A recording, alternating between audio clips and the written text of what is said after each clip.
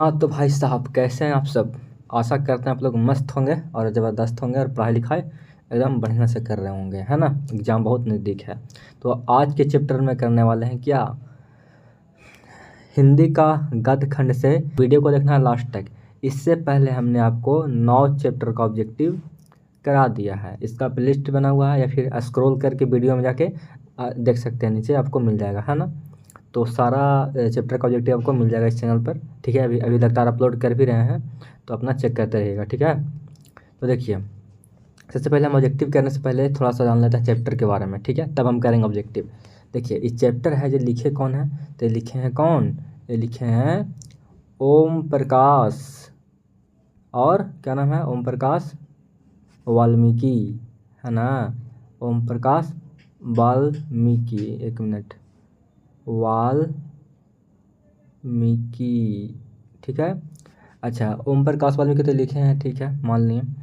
इनका जन्म कब हुआ था, ये पहले बात करते हैं कि इनका जन्म कब हुआ था। जन्म, ठीक है, सही से लिखा जाए भाई। जन्म कब हुआ था, तो जन्म हुआ था आपका 30 जून 1950 को। और पूछा कि जन्म हुआ था कहाँ, तो बताइएगा जन्म स्थान कहाँ, बरला या फिर बरला, फिर साथ साथ में मुजफ्फरपुर बोल दीजिएगा, ठीक है ना, क्योंकि दोनों जो सिटी है अगल बगल है, ठीक है। मुजफ्फरपुर, ठीक है, यहाँ पे तो अटेगा नहीं है, मुजफ्फरपुर, ठीक है। और ये पड़ता है कहाँ पे, तो ये पड़ता है यूपी में, यानी कि उत्तर प्रदेश में। तो इतना याद रखेगा कि बरला यूपी, ठीक है, यहीं इनका जन्म हुआ था। बात करते हैं कि इनका पापा मम्मी का नाम क्या था। पापा का नाम तो ठीक है ना, पापा यानी कि पिताजी का नाम क्या था, और माताजी का नाम क्या था, ये देख लेते हैं। तो पिताजी का नाम क्या था, छोटन लाल था। क्या नाम था, छोटन लाल, छोटन और लाल, ठीक है। माताजी का नाम क्या था, मकुंदी देवी। क्या नाम था, मकुंदी देवी, ठीक है ना, मुकुंद देवी याद रखेंगे, ठीक है। और भी जो जो भी इसमें पढ़ना है सारा ऑब्जेक्टिव में शामिल है, ठीक है ना। तो इस वीडियो को देखिए लास्ट तक, ताकि आपको सब चीज़ कंप्लीट हो जाए, ठीक है। तो चलिए शुरू करते हैं। तो हमारा पहला क्वेश्चन क्या है, देखिए, कह रहा है कि जूठन के रचनाकार कौन है। तो कौन है भैया, बताइएगा। तो हैं आपके ओम प्रकाश वाल्मीकि जी हैं। कौन है, ओम प्रकाश वाल्मीकि जी हैं, ठीक है। चलिए क्वेश्चन नंबर सेकंड की ओर चलते हैं। ओम प्रकाश वाल्मीकि जी की रचना कौन सी है। यहाँ पे 4 ऑप्शन आपको दिया गया है, तो कौन सी है, तो फिर जस्ट बताएं ना कौन है, तो जूठन हो जाएगा, ठीक है, ऑप्शन नंबर बी। चलिए आगे देखते हैं।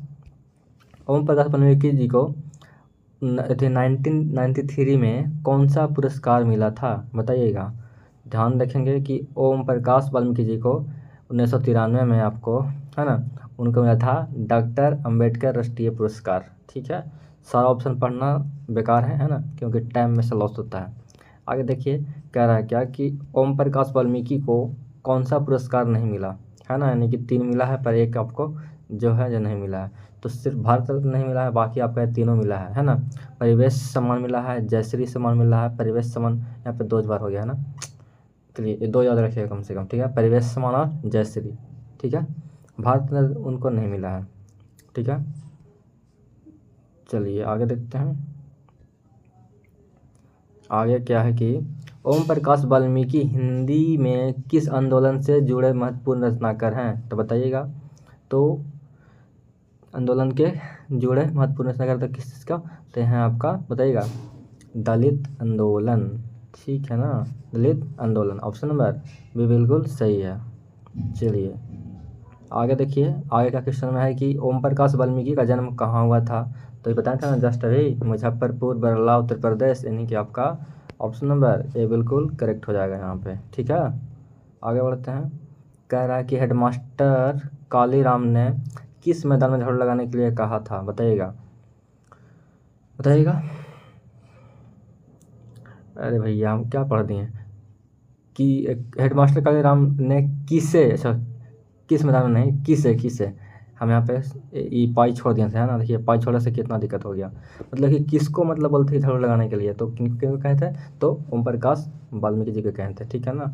ऑप्शन नंबर बी बिल्कुल सही है, ठीक है। चलिए, ओम प्रकाश वाल्मीकि को प्यार से मुंशी जी कौन कहता था, बताइएगा। तो कौन, उनके पप्पा जी, है ना, यानी कि ऑप्शन नंबर सी बिल्कुल सही है, पिताजी, ठीक है। लेखक को विद्यालय में झाड़ू लगाते हुए किसने देख लिया, बताइएगा। भाई ने, पिताजी ने, माँ ने, फिर भाभी ने। तो पापा ने देखा था, यानी कि पिताजी, ठीक है ना। ऑप्शन नंबर बी बिल्कुल सही है। आगे क्या है कि जब लोधक बच्चा था, शादी ब्याह के मौके पर उनके परिवार वाले को खाने के लिए क्या मिलता था, बताइएगा। तो क्या, जूठा मिलता था, ठीक है, यानी कि जूठा यहाँ पे हो जाएगा, ठीक है। इतना मतलब ख़राब था स्थिति, फिर भी बहुत प्रयास किए, बहुत हार्डवर्क किए, तो फिर जाके आगे बढ़े हैं, है ना। आगे देखिए, कौन सी रचना ओम प्रकाश वाल्मीकि की नहीं है, बताइएगा। तो सिर्फ एक प्रायश्चित है जो आपका वाल्मीकि जी का नहीं है, बाकी सदियों का संताप, अब और नहीं, और सलाम, तीनों है जो आपका वाल्मीकि जी का है, ठीक है। चलिए, कौन सी रचना ओम प्रकाश वाल्मीकि की है, बताइएगा। तो बताइएगा क्या, कौन सा है। तो आपका ये वाला ऑप्शन नंबर बी बिल्कुल सही है, याद रखेंगे, ठीक है। दलित साहित्य का सौंदर्य शास्त्र, ठीक है। ऑप्शन नंबर बी बिल्कुल सही हो जाएगा यहाँ पे, ठीक है। भाभी जी, है ना, भाभी जी आपके हाथ का खाना तो बहुत जायकेदार है, या किसने कहा था। जायकेदार मतलब कि बहुत बढ़िया, है ना। तो बताइए ये किसने कहा था। तो ये कहा था सुरेंद्र सिंह ने, ठीक है ना। कौन कहा था, ये सुरेंद्र सिंह ने, ठीक है। ऑप्शन नंबर ए बिल्कुल हो जाएगा सही। आ गया कि सुखदेव सिंह त्यागी की लड़की की शादी में उनके घर के सफाई का काम किसने किया, बताइएगा। तो कौन किया था, तो ये किए थे लेखक की माँ, है ना, लेखक की माँ किए थे, ठीक है। चलिए, सुखदेव सिंह त्यागी की लड़की की शादी में किसने गांव भर में चरपाइयाँ ढोकर एकत्रित किया था, तो बताइएगा किसने। तो लेखक के पापा जी, बता तो रहे हैं, है ना, लेखक के पिताजी, ठीक है ना। ऑप्शन नंबर ए बिल्कुल करेक्ट हो जाएगा। जूठन क्या है, बताइएगा। आत्मकथा है, रेखा चित्र है, क्या है आपका। जूठन तो आत्मकथा है ना।